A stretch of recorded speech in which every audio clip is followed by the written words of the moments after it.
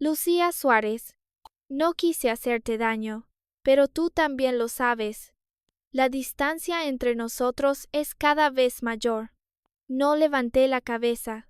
Mis dos manos seguían dentro del cuenco de masa, cada dedo presionando lentamente aquel bloque suave que aún conservaba el olor de la levadura.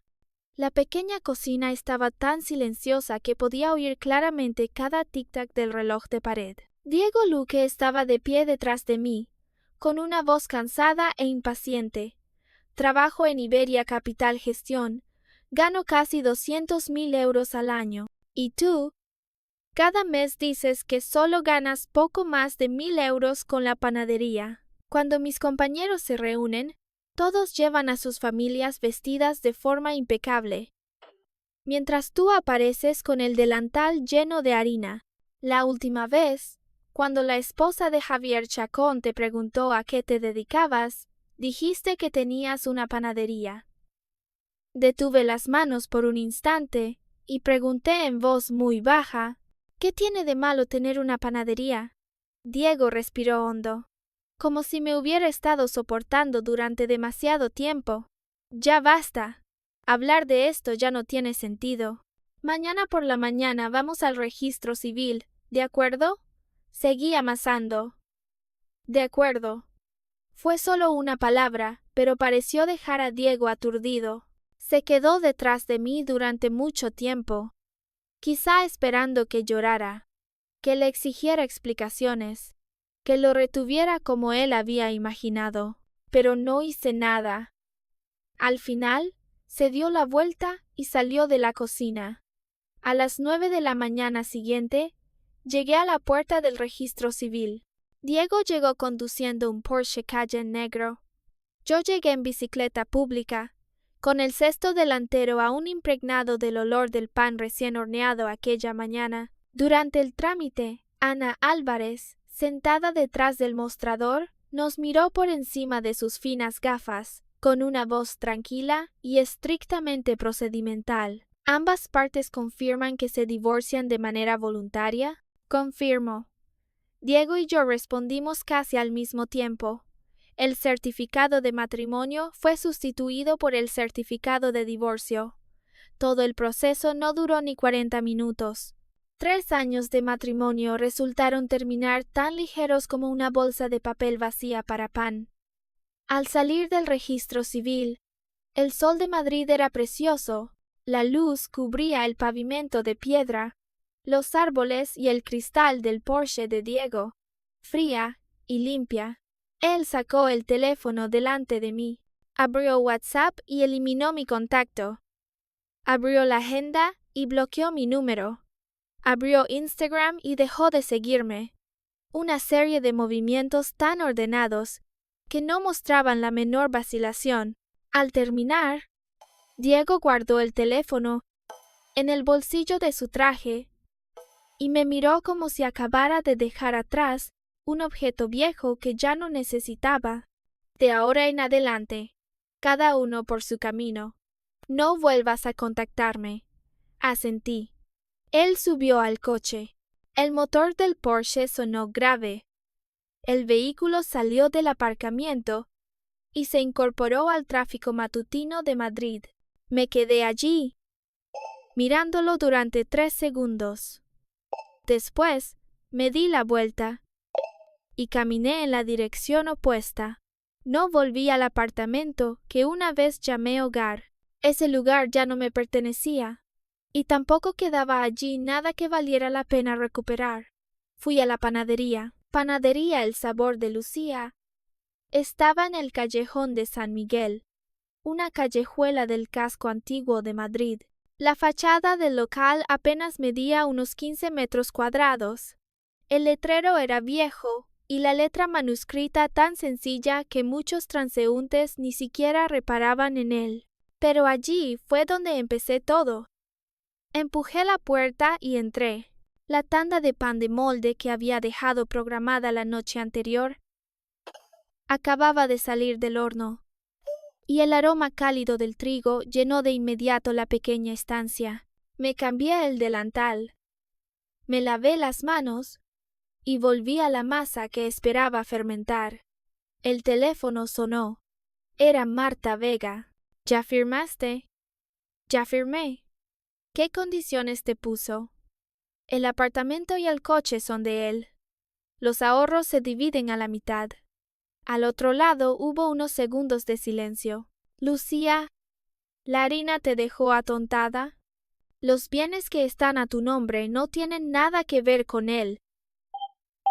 Sujetando el teléfono entre la oreja y el hombro, mientras mis manos seguían espolvoreando harina sobre la mesa. Eso nunca formó parte de los bienes matrimoniales.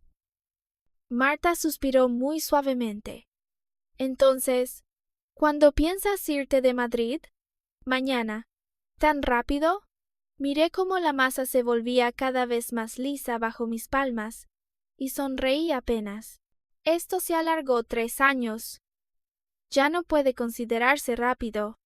Colgué y saqué de mi bolsillo del delantal un sobre blanco. Lo había escrito la noche anterior en aquel apartamento, bajo la luz amarilla del salón. Al principio pensé dejarlo sobre la mesa del comedor, donde Diego lo vería en cuanto volviera a casa, pero después de pensarlo, lo metí en el cajón del zapatero del recibidor. Era un cajón que Diego nunca había abierto. Quizá lo descubriría 3 meses después, o quizá no lo vería en toda su vida. Daba igual. En la carta solo escribí unas líneas. Diego, la libertad que querías, ya te la he devuelto. La deuda de 800.000 euros de cuando fracasaste en tu emprendimiento en 2019, la pagué yo. Los 400.000 euros de gastos médicos de tu madre en 2021, los pagué yo. El bono de empresa que recibías al final de cada año, en realidad era dinero que yo transfería a Javier Chacón, pidiéndole que te lo entregara bajo el concepto de bonificación. Además, la fundadora de la cadena de 1.200 franquicias en todo el país de El Sabor de Lucía soy yo. Puedes consultar por tu cuenta el informe de valoración de marca del año pasado. Que estés bien. Lucía Suárez. Dejé el sobre junto a la tabla de amasar y lo miré durante mucho tiempo. Hubo una época en la que deseé mucho que Diego supiera todo esto. Quería que entendiera que durante estos 3 años yo no había sido una carga para él. No era una mujer vulgar que solo sabía hacer pan. Tampoco era la mancha en el traje impecable de élite que él siempre intentaba mantener perfecto. Pero al final ya no quise explicar nada. Cuando alguien no quiere verte, aunque te pongas bajo la luz más brillante, en sus ojos seguirás siendo solo una sombra.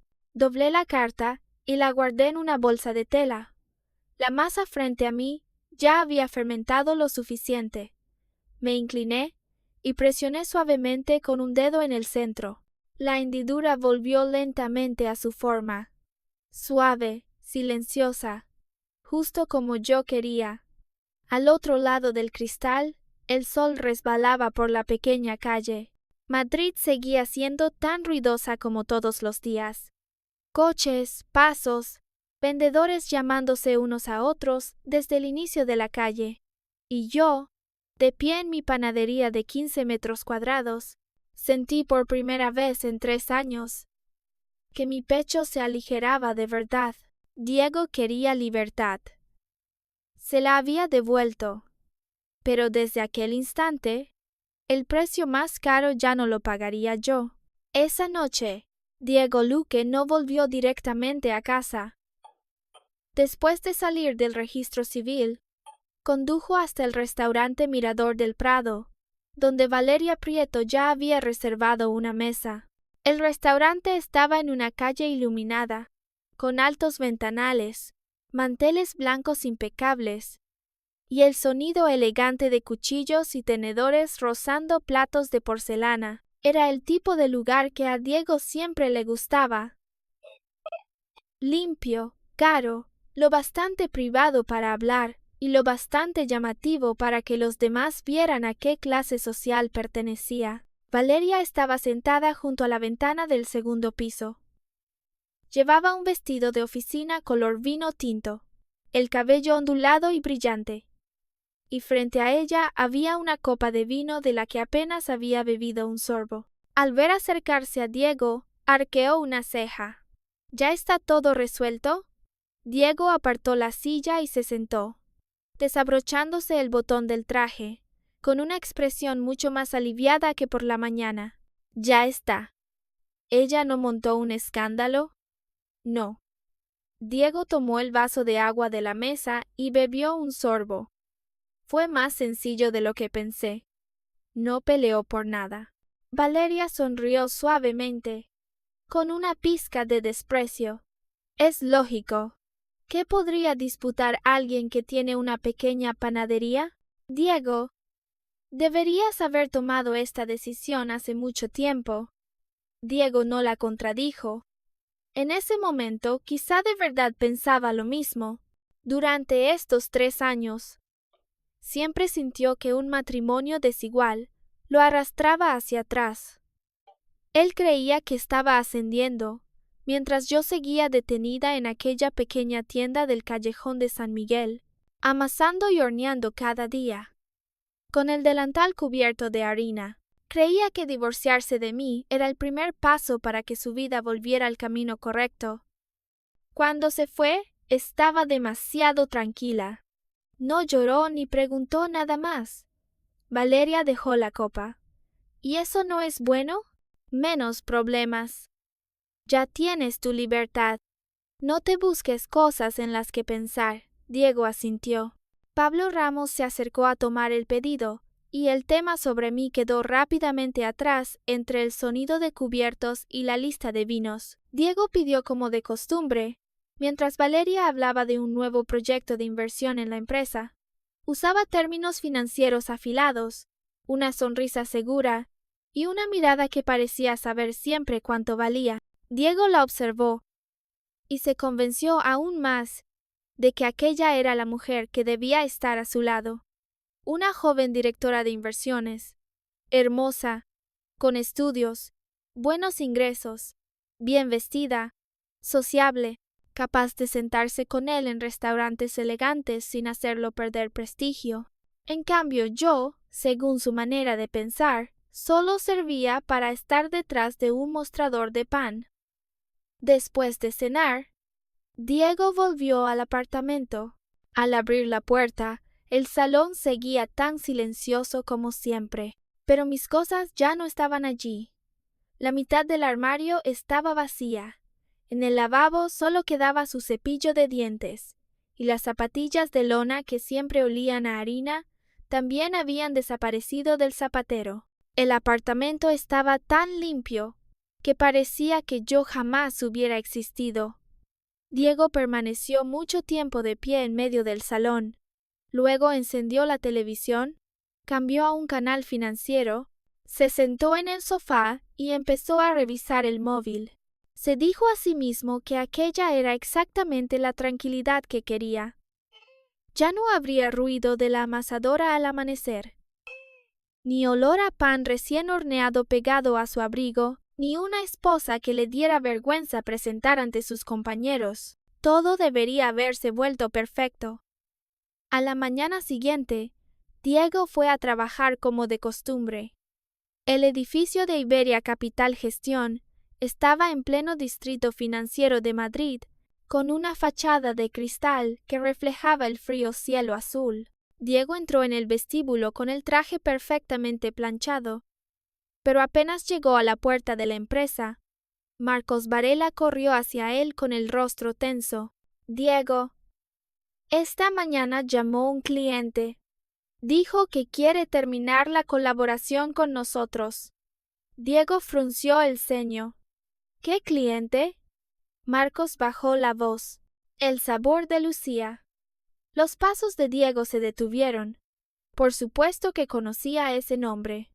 El sabor de Lucía era la cadena de repostería que más rápido había crecido en España en los últimos años, con más de 1,200 franquicias en todo el país. El año pasado, la marca acababa de cerrar una gran ronda de financiación con una valoración de 800 millones de euros.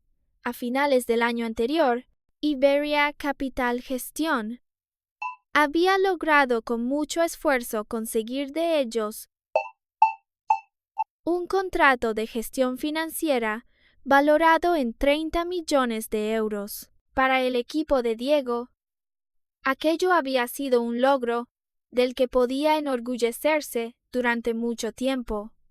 ¿Cuál es la razón?, preguntó. La otra parte no lo explicó claramente. Solo dijeron que era una decisión directa de la fundadora y que debía ejecutarse de inmediato. Diego frunció aún más el ceño. ¿Quién es la fundadora de El Sabor de Lucía? Marcos negó con la cabeza. En el sector siempre se dice que esa persona es muy reservada y nunca ha aparecido oficialmente. De cara al exterior, solo usa las iniciales en inglés LSL. Ese Diego no pensó demasiado. Solo hizo un gesto con la mano, con voz impaciente. Vuelve a contactar con el responsable de allí. Pregunta bien el motivo. No podemos perder este contrato. Sí. Diego entró en su despacho y dejó temporalmente el asunto a un lado. Para él en ese momento, que una gran marca cambiara de opinión de repente, era solo un problema comercial que debía resolverse. Nunca pensó que el nombre El Sabor de Lucía tuviera relación alguna con la mujer a la que acababa de borrar de su agenda el día anterior. Mucho menos sabía que ese era Lucía Suárez. Era la ex esposa que él había creído que ganaba poco más de 1.000 euros al mes. Era la mujer cuyo número había bloqueado, cuyo contacto había eliminado, y a quien había cortado limpiamente frente a la puerta del registro civil. Aquella mala noticia fue como la primera grieta en el cristal que Diego creía perfecto. Solo que en ese momento, él aún no había oído el sonido de la ruptura. Ese fin de semana, Carmen Linares llamó a Diego. Para entonces, yo ya casi había terminado de preparar mi equipaje para irme de Madrid. Diego, según lo que supe después, estaba sentado en el antiguo apartamento de ambos, frente al portátil abierto con hojas de cálculo de Iberia Capital Gestión. La voz de Carmen sonó por el teléfono, urgente y temblorosa. Diego, ¿te divorciaste? Las noticias se difundieron más rápido de lo que imaginé. Quizá, en el corazón de Carmen, yo seguía siendo la nuera que se había sentado junto a su cama durante aquellas largas noches de hospital. Diego guardó silencio un momento y respondió: Mamá, precisamente esta semana pensaba ir a contártelo. ¿Te has vuelto loco? Carmen casi gritó. ¿En qué te falló, Lucía? Estos 3 años. Esa chica cuidó de mí, cuidó de esta familia. ¿Y tú dices divorcio y ya está? Mamá, no te alteres. Diego se recostó en la silla, intentando mantener la calma en la voz. Ella y yo no somos compatibles. Esto tarde o temprano iba a pasar. ¿No compatibles? Carmen se rió de rabia. Cuando yo estuve hospitalizada, quien estuvo junto a mi cama las 24 horas fue Lucía, no tú. Quien recordaba mis horarios de medicación era ella, no tú. Quien cocinaba cada tazón de sopa y corría de un lado a otro del hospital era ella, no tú. Eso ya lo sé. Diego empezó a perder la paciencia. Pero un matrimonio no puede basarse solo en cuidar ancianos. Mamá, tú también tienes que entenderlo. Ahora trabajo en el mundo financiero. Trato con inversores, directores y grandes socios. Ella gana poco más de 1.000 euros al mes y tiene una pequeña panadería.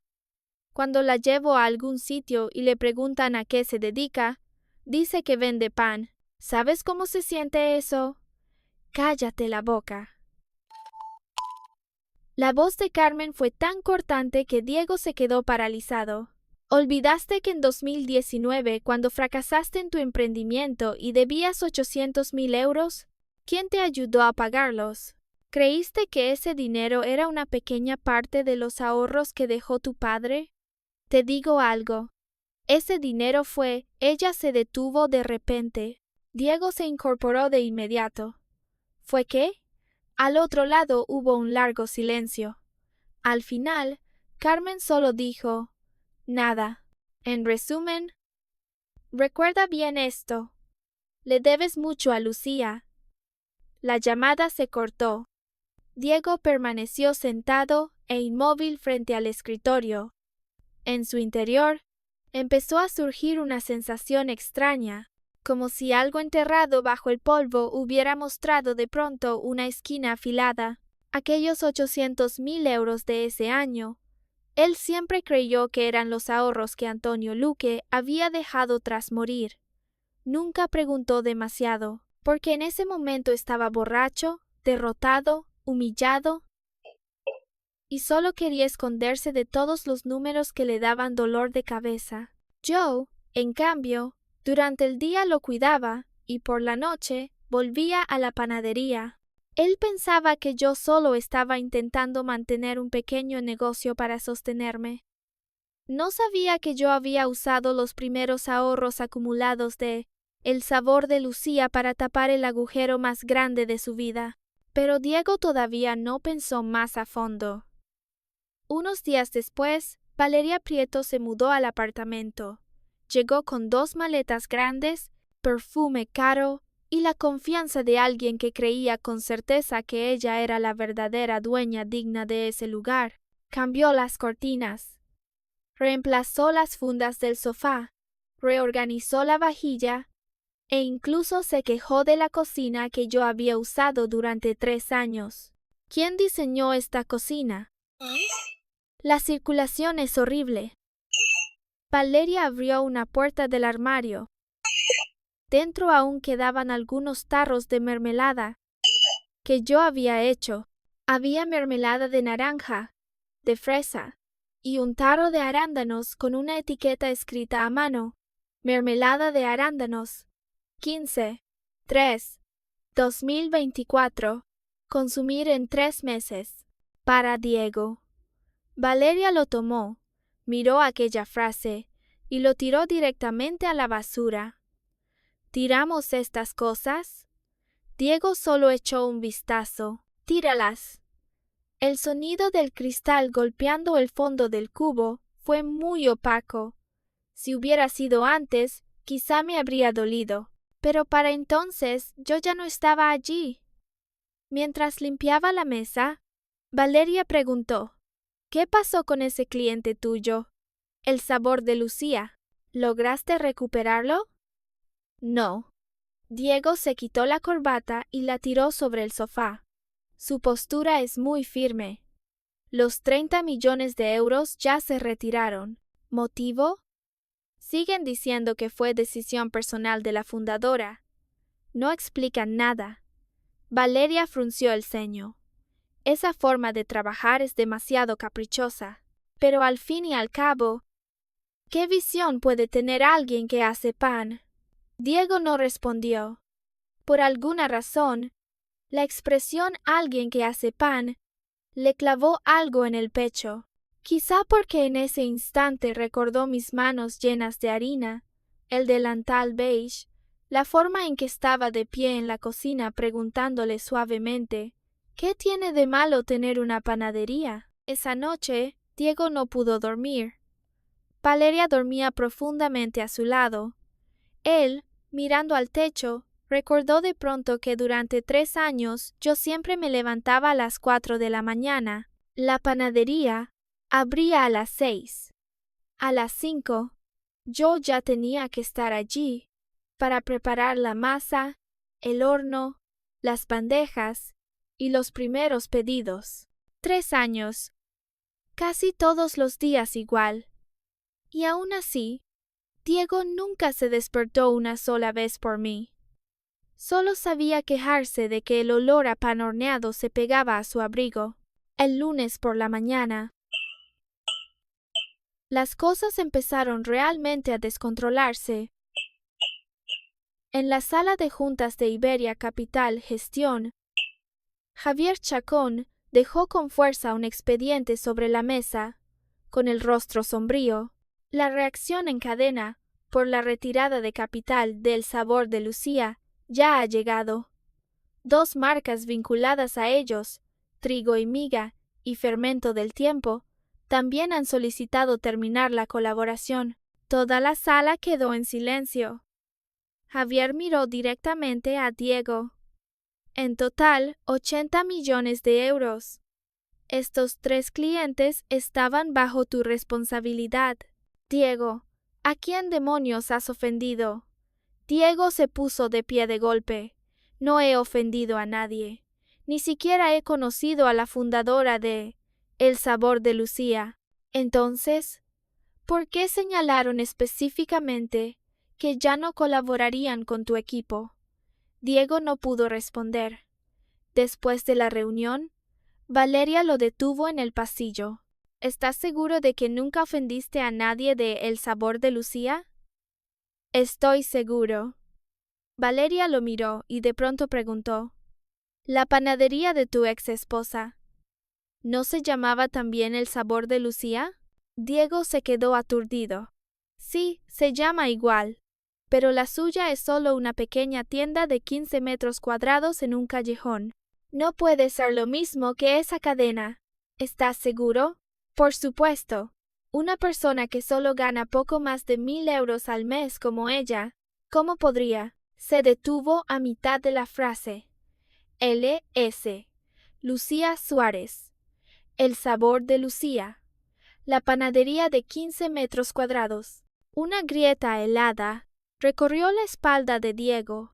Por primera vez, empezó a temer una posibilidad en la que nunca se había atrevido a pensar. Diego abrió el teléfono casi de inmediato. Buscó toda la información sobre la fundadora del Sabor de Lucía. Aparecieron muchos resultados, pero el contenido era casi siempre el mismo. La fundadora era una mujer, extremadamente reservada. Solo usaba las iniciales L.S.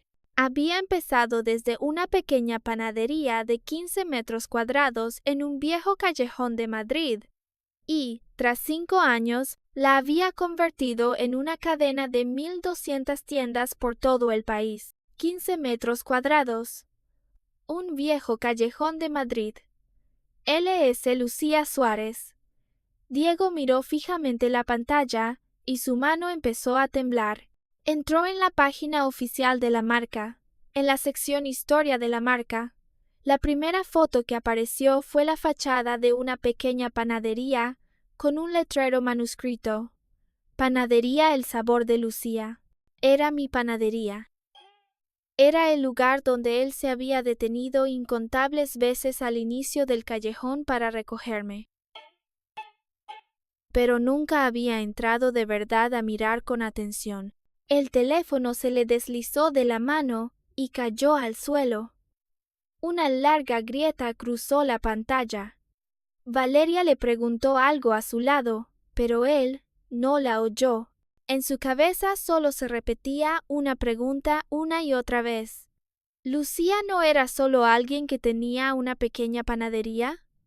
¿No ganaba solo poco más de 1.000 euros al mes? ¿No era la mujer que lo avergonzaba delante de sus compañeros?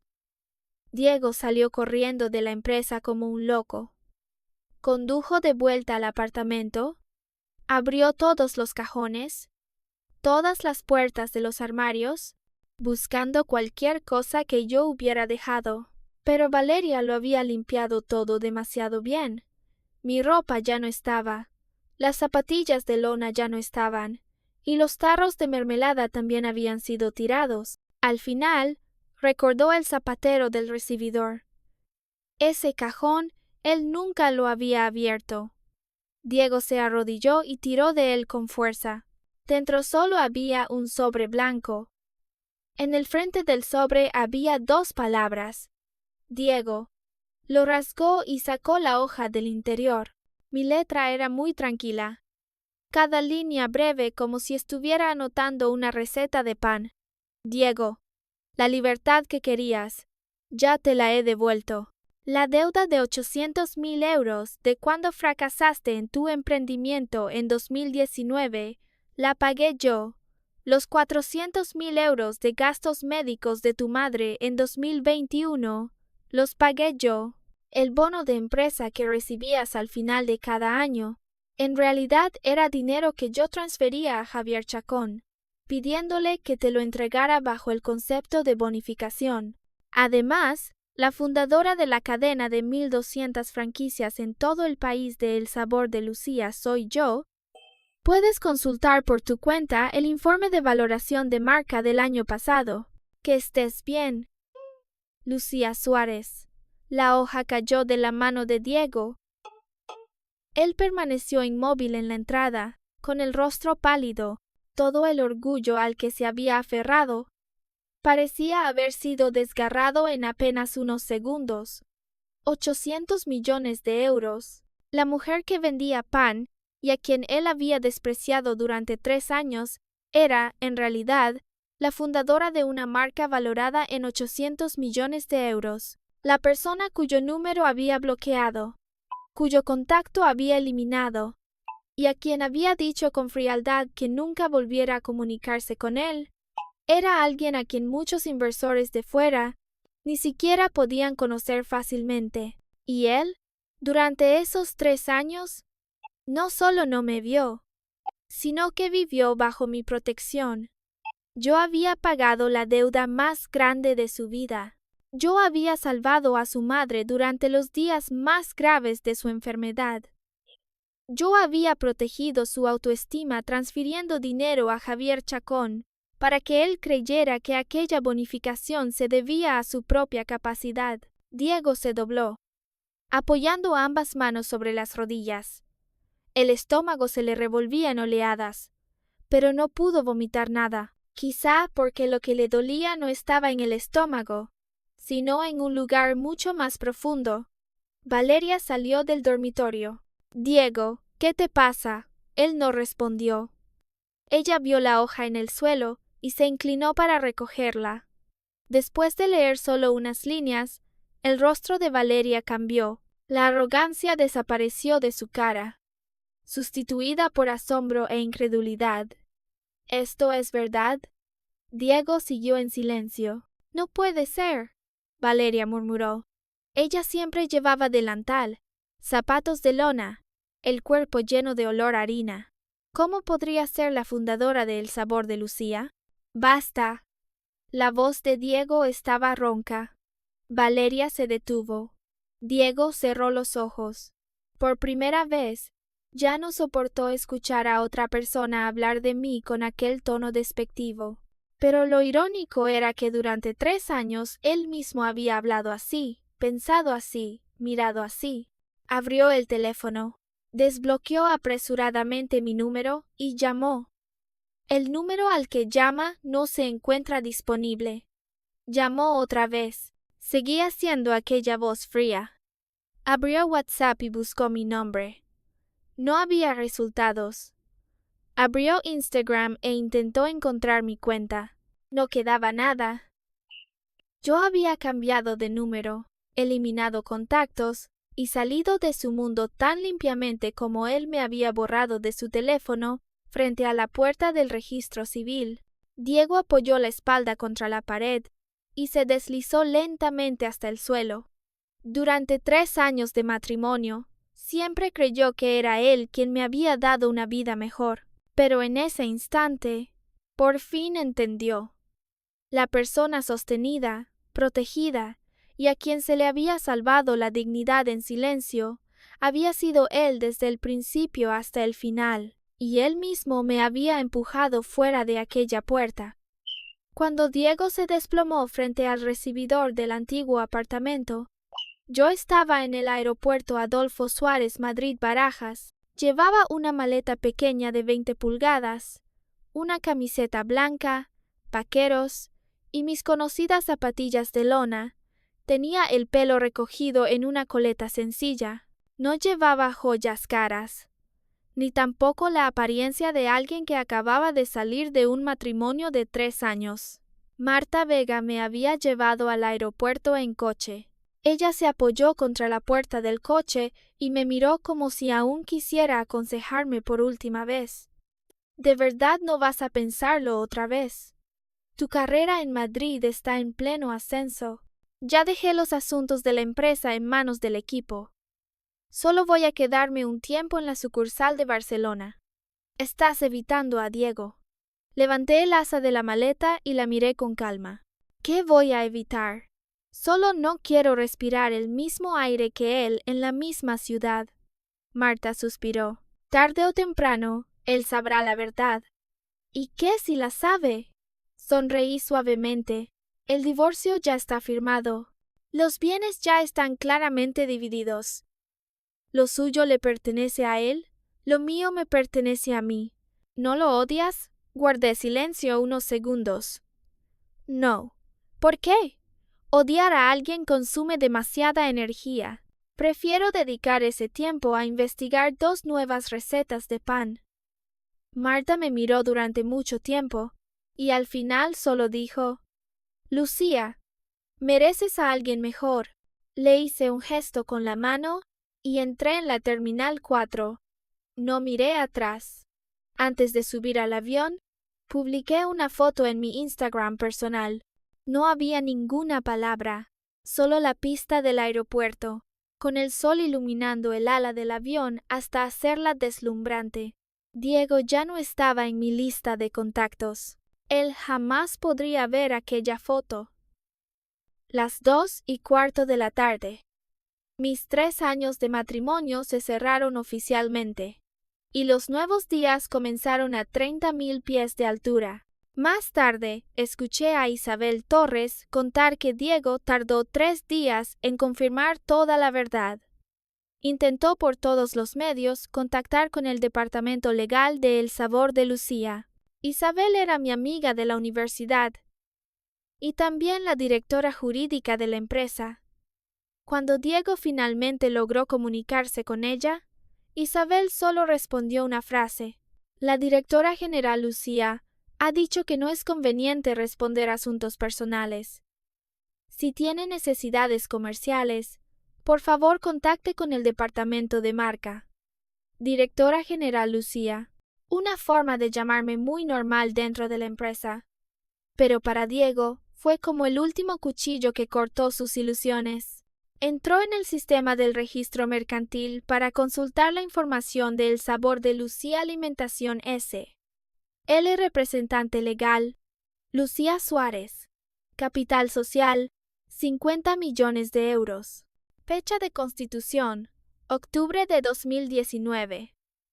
Octubre de 2019 fue también cuando Diego fracasó en su emprendimiento. Quedó endeudado con 800.000 euros y pasaba los días borracho en el apartamento. Había yacido en el suelo como alguien a quien le hubieran arrancado el alma. De día yo lo cuidaba. De noche volvía a la panadería para hornear las primeras tandas. Él pensaba que era solo un pequeño negocio. No sabía que yo estaba levantando toda mi vida desde aquella tienda de 15 metros cuadrados. La influencia de la retirada de capital de El Sabor de Lucía siguió expandiéndose.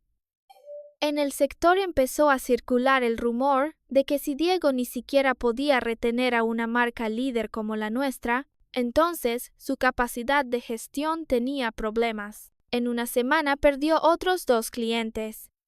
Javier Chacón llamó a Diego a su despacho para hablar. La puerta estaba cerrada, pero el sonido aún se filtraba. Tu capacidad actual de gestión de clientes me obliga a cuestionarte seriamente. Tu estado actual no es adecuado para seguir dirigiendo el equipo. Estoy considerando trasladarte al Departamento de Investigación de Apoyo Operativo. Piénsalo bien. Cuando Diego salió, su rostro estaba pálido. Valeria estaba cerca de la zona de café. Lo vio, pero no se acercó. Solo lo miró una vez y se dio la vuelta, como si temiera que el fracaso de Diego se le pegara. Aquel mediodía, Diego se sentó solo en la cafetería rápida bajo el edificio de la empresa. Miró la comida insípida frente a él y de pronto recordó los almuerzos que yo le llevaba.